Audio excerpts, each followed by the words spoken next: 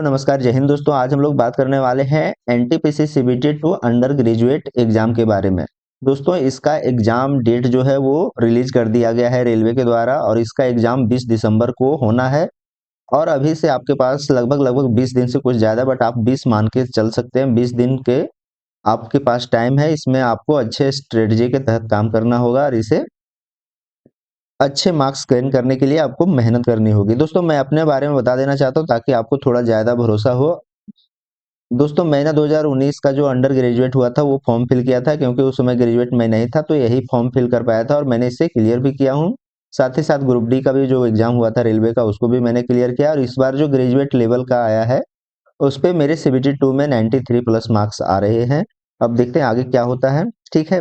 और इस वीडियो में मैं हर चीज़ें के बारे में बात करूंगा, सब्जेक्ट वाइज आपको क्या करना है, क्योंकि 20 दिन में आप बहुत अलग चीजें नहीं कर सकते, तो आपको एक स्ट्रेटजी के तहत काम करना होगा।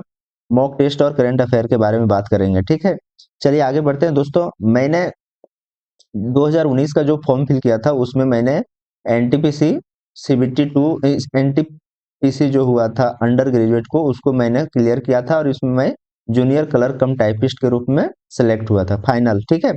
और साथ ही साथ ग्रुप डी को भी मैंने क्लियर किया है। और इस बार मेरे जो एनटीपीसी ग्रेजुएट लेवल में है वो मेरे 93 प्लस मार्क्स सीबीटी 2 में आ रहे हैं। इसके साथ ही मैंने और भी एग्जाम सीजीएल वगैरह भी क्लियर किया हूँ, बट उसके बारे में मैं यहाँ बात नहीं करने वाला हूँ। मैं जिस एग्जाम के बारे में डिस्कस करूंगा उसी से रिलेटेड ही चीजें बात करूंगा। ठीक है। तो मेरा क्या स्ट्रेटजी रहा था वो आगे मैं अभी बताऊंगा। ठीक है, ताकि आप उसे फॉलो करके एक अच्छा स्कोर गेन कर सकते हैं। ठीक है, तो चलिए आगे हम पहले बात करते हैं सब्जेक्ट वाइज के बारे में। दोस्तों, आपको यहाँ पे 90 मिनट में 120 क्वेश्चन पूछे जाएंगे। जहां पे आपको सीबीटी 1 में 90 मिनट में 100 क्वेश्चन ही पूछे जाते हैं, वहीं पे आपको सीबीटी 2 में नंबर ऑफ क्वेश्चन बढ़ जाते हैं, बट टाइम जो है हमारा सेम रहता है। ठीक है, तो यहाँ पे आपको स्पीड कहीं ना कहीं मैटर करेगा। आपको अच्छे स्पीड के साथ ही सॉल्व करने पड़ेंगे क्वेश्चन। उसके लिए आपको प्रैक्टिस भी अच्छा होना चाहिए। आप उम्मीद है कि अगर आपने सीबीटी 1 को क्लियर किया है तो कहीं ना कहीं आपकी तैयारी अच्छा लेवल का हो चुका है ऑलरेडी। ठीक है, बस उसको आपको थोड़ा सा और पॉलिश करने की आवश्यकता है। और जो व्यक्ति अभी 20 दिन में ज्यादा से ज्यादा मेहनत करेगा वही जाकर के सीबीटी 2 में सेलेक्ट होगा। ठीक है, तो हम बात करते हैं चैप्टर वाइज, सब्जेक्ट वाइज का। दोस्तों, पहले हम बात करते हैं मैथ में।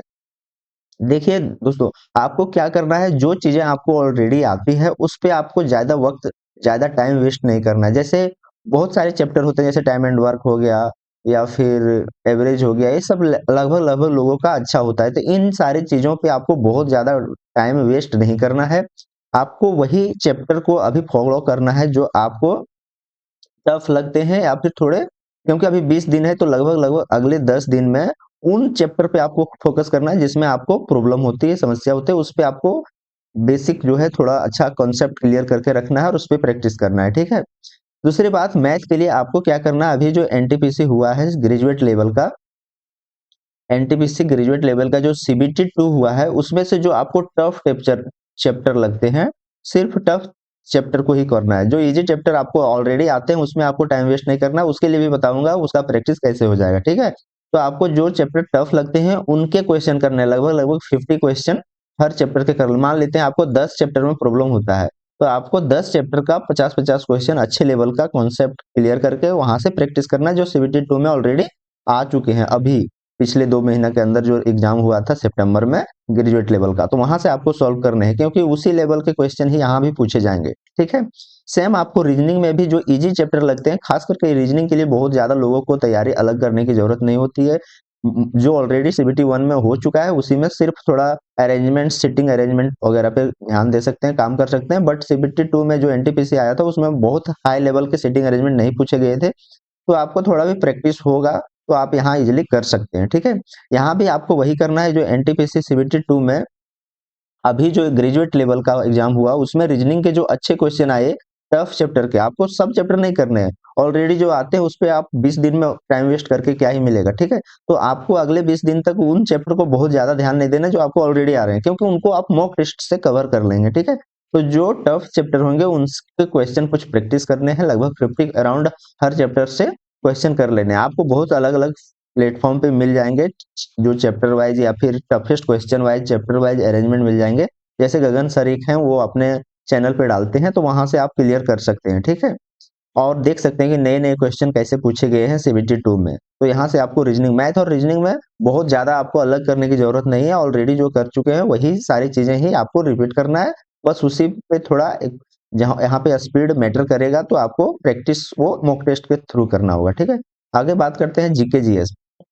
जीके जीएस में दोस्तों आप अलग से कुछ आप पढ़ने की जरूरत नहीं है कि बहुत फिर से हमें हिस्ट्री पॉलिटी वगैरह पढ़ने लगे। आपको बस रिवीजन करना है, एक बार गो थ्रू अपना नोट्स हो, वीडियो हो, जिससे भी हो सके वहां से आप जीके जीएस को रेपिडली उसको एक बार रिवाइज करिए। और मैं भी कोशिश करूंगा कि अगले 20 दिन में जो लगभग 20 से 25 वीडियो मैं यहाँ पे डालने की कोशिश करूंगा, जो बहुत इंपॉर्टेंट है, जो सीबीटी 2 में या रेलवे में अक्सर पूछे जाते हैं, वही टॉपिक पे मैं यहाँ पे डालने की कोशिश करूंगा। तो आप एक बार इसे सब्सक्राइब कर सकते हैं, आपको यहाँ से हेल्प मिल जाएगी, ठीक है। और आपको बस प्रैक्टिस करना है, जो पीछे पढ़ा हुआ है उसी को, अलग बहुत ज्यादा हिस्ट्री पॉलिटी में नहीं जाना है। आपको एक बार पढ़ा हुआ होगा तो उसको बार बार रिवीजन करना है। ऐसा नहीं कि जीके जीएस में आप अचानक से ग्रो नहीं कर सकते, 20 दिन में बहुत ज्यादा नहीं कर सकते। जो पढ़ा हुआ है उसी को बार बार रिवीजन करना। जैसे पॉलिटी में आर्टिकल्स वगैरह होंगे, उनको रिवीजन करेंगे तो पढ़ा हुआ चीज हमारा वहां पे काम आ जाएगा, ठीक है। क्योंकि आपने ऑलरेडी सीबीटी 1 क्लियर किया है, तो आपको बहुत कुछ आता है, ऐसा उम्मीद कर सकते हैं, ठीक है।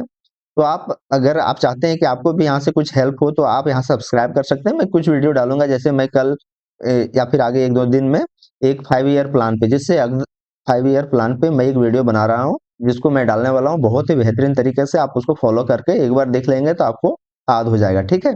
बाकी सारे बहुत सारे न्यू बुक वगैरह हैं। मैंने गांधी जी पे ऑलरेडी वीडियो डाल दिया, जैसे अक्सर एग्जाम में पूछे जाते हैं, बौद्ध धर्म, जैन धर्म, इस पे भी वीडियो मैं डाल चुका हूँ। आप ये भी देख सकते हैं। ये सब बहुत इंपॉर्टेंट है रेलवे को खास करके, क्योंकि इनसे एग्जाम में क्वेश्चन पूछे ही जाते हैं।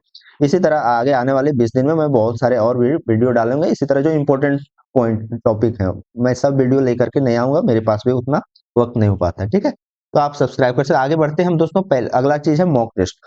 दोस्तों अगले 20 दिन में जो सबसे आपका रामबाण के रूप में काम करने वाला चीज है, वो है मॉक टेस्ट। दोस्तों आपको अगले 20 दिन में कम से कम 20 मॉक टेस्ट तो लगाने ही है। अगर आप इससे ज्यादा लगा सकते हैं तो वो भी लगाइए, लेकिन मिनिमम मिनिमम आपको इतने करने ही करने हैं। इससे कम तो होना ही नहीं चाहिए। 20 मॉक टेस्ट आपको लगाने, कोई भी प्लेटफॉर्म पे लगाए। कई जगह पे संडे, सैटरडे संडे को लाइव मॉक भी आता है बहुत सारे टीचर का, वहां से भी आप अटेम्प्ट कर सकते हैं। लेकिन आपको 20 मॉक तो एनी हाउ लगाने ही हैं।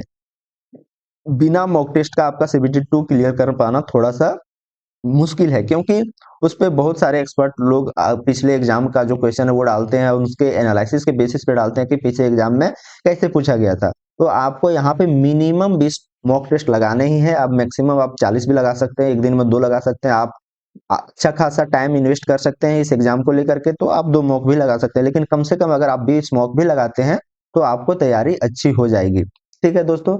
अब देखिए मॉक टेस्ट लगाने के बाद इसका सबसे जो इम्पोर्टेंट चीज है वो इसका एनालिसिस। बिना एनालिसिस का अगला मॉक टेस्ट आपको नहीं लगाना है। आपने अगर आज मॉक 1 लगाया, तो अगला मॉक 2 तब तक नहीं लगाएंगे जब तक आप इसको अच्छे से एनालाइज नहीं करेंगे। देखिए अगर आपने पीछे की सारी चीजें जो मैथ, रीजनिंग, जीके जीएस पे बहुत ज्यादा फोकस नहीं भी कर रहे हैं, तो मॉक टेस्ट पे अगर आप अपना 100% और उस पे अच्छा से फोकस कर लेंगे, तो भी आपका तैयारी बहुत अच्छे लेवल का हो जाएगा। इस पे क्या करना है, आपको मॉक टेस्ट अटेम्प्ट करने हैं।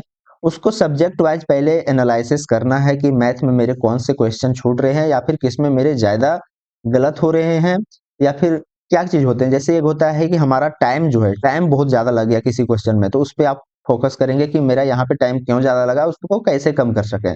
कहीं पे सिली मिस्टेक हो जाता है, तो सिली मिस्टेक को आपको कम करना होगा दोस्तों। एक का क्वेश्चन का बहुत मैटर कर जाता है, यहाँ पे सिली मिस्टेक आप नहीं कर सकते, इसको आपको फोकस करना पड़ेगा। और कुछ क्वेश्चन ऐसे होंगे जो आपको न्यू देखने को मिलेंगे। न्यू क्वेश्चन को भी आपको देखना है कि आखिर इसमें कौन सा कंसेप्ट लगेगा, ताकि आगे आने वाले मॉक हो या फिर एग्जाम में हो वो गलती नहीं हो। ये चीज हो गया। सेम आपके साथ रीजनिंग के साथ होगा। और जीके जीएस में भी बहुत सारे क्वेश्चन देखने को मिलेंगे, न्यू या फिर ओल्ड होंगे, लेकिन उसका जो डिस्क्रिप्शन होता है, उसका जो डिटेल डिस्क्रिप्शन होता है, उसको आप नोट डाउन कर सकते हैं, अच्छे से पढ़ सकते हैं दोस्तों, वो बहुत ही हेल्पफुल होता है, ठीक है। तो आप इसको कर सकते हैं। आपको बिना एनालिसिस का अगले मॉक टेस्ट पे जंप नहीं करना है, अदरवाइज आपका मॉक टेस्ट देने का कोई फायदा नहीं रह जाएगा। तो ये चीज है कि आपको मॉक टेस्ट ज्यादा से ज्यादा देने हैं। मिनिमम 20 दिन में 20 मॉक टेस्ट तो लगाने ही है, उनको एनालिसिस अच्छे से करना है, और अगले मॉक टेस्ट में ये कम करने गलतियां जो भी आप पहले मॉक टेस्ट में किए वो आपको दूसरे मॉक टेस्ट में कम करने की कोशिश करना है, और उसी तरह आपको हर एक मॉक टेस्ट में कुछ ना कुछ इम्प्रूवमेंट लाना है। ठीक है, तभी आपको ग्रो हो पाएगा, आपके अच्छे मार्क्स हो पाएंगे। ठीक है, आगे हम बात करते हैं, ये मॉक टेस्ट से रिलेटेड जितनी ही चीजें थी मैंने बता दिया। अगला है दोस्तों करंट अफेयर। दोस्तों रेलवे के एग्जाम में आप अभी के समय में करंट अफेयर बहुत बड़ा रोल डिफाइन कर रहा है यहाँ पे। ठीक है, तो अगर आपका एग्जाम 20 दिसंबर को हो रहा है तो आप यहाँ से बहुत ज्यादा, अगर कुछ नहीं पढ़े हैं अभी तक, आपने करंट अफेयर कुछ पढ़ा ही नहीं है, तो आपको सितंबर, अक्टूबर और नवंबर मात्र 3 मंथ का आपको कर लेना है। ठीक है, आपको मात्र 3 मंथ का करंट अफेयर आप अच्छे से पढ़ लीजिए, दिसंबर का भी थोड़ा देख सकते हैं, लेकिन अगर आप 3 मंथ का कर लेते हैं तो आपके मैक्सिमम क्वेश्चन आ जाएंगे, क्योंकि अभी जितने भी एग्जाम है उसमें देखा गया है कि रेलवे जो है वो बहुत पीछे का क्वेश्चन नहीं पूछ रहा है, और लगातार एग्जाम होते आ रहा है, तो उसी प्रकार से आप डेटा एनालाइज कर सकते हैं। अभी जो ग्रुप डी का एग्जाम होने वाला है आज से ही स्टार्ट हो चुका है, तो उससे भी आपको पता चल जाएगा कि करंट अफेयर कहाँ से पूछे जा रहे हैं, उससे भी आप आइडिया लगा सकते हैं। लेकिन पिछले जितने एग्जाम हुए, CBT 2 हो गया या फिर CBT 1 हो गया, तो उनसे आपको यहाँ से आइडिया लग गया होगा अभी तक, अगर लगातार देख रहे होंगे कि 2-3 मंथ के पहले से ही क्वेश्चन पूछे जा रहे हैं। तो सितंबर, अक्टूबर, नवंबर इन 3 मंथ को आपको अच्छे से करना है। इसके बाद अगर आपके पास टाइम बचता है तो आप अदर मंथ्स का देख सकते हैं। ठीक है, और बिना करंट अफेयर को किए आप नहीं जा सकते। करंट अफेयर से अच्छे खासे क्वेश्चन, लगभग 15 के आसपास क्वेश्चन तो सिर्फ करंट अफेयर से ही पूछे जाते हैं। ठीक है दोस्तों, तो आपको करंट अफेयर इग्नोर नहीं करना है, लगभग 3 मंथ का आपको करना है। मैं कोशिश करूंगा कि 3 मंथ का है तो मंथली 3 वीडियो में अपलोड करने का कोशिश करूंगा, आप वहां से एक बार देख सकते हैं अगर मेरे पास वक्त बचता है तो। ठीक है, तो ये सारी चीजें हैं दोस्तों। अगर इसके बावजूद भी आपके पास कोई क्वेश्चन बच जाता है, या फिर कोई आपको लगता है कि किसी चीज को मैं कवर कर रहा हूँ अपने इस चैनल पे, तो आप वो भी कमेंट कर सकते हैं। और अगर आपको कोई पर्सनल क्वेश्चन पूछना हो तो आप मेरे टेलीग्राम में, लिंक दिया हुआ है नीचे, टेलीग्राम में ज्वाइन कर सकते हैं। वहां पे 100 से अधिक लोग जो ऑलरेडी CBT 2 में अच्छे मार्क्स लाए हुए हैं ग्रेजुएट लेवल पे, वो वहां पे जुड़े हुए हैं। आप उनसे भी गाइड ले सकते हैं, उनसे भी क्वेश्चन पूछ सकते हैं। ये सारी चीजें हैं, तो आप पूछिए वहां पे, डायरेक्ट मुझे भी मैसेज कर सकते हैं। ये सारी चीजें हैं। आज के लिए इतना ही, मिलते हैं किसी अगले हेल्पफुल वीडियो में। जय हिंद।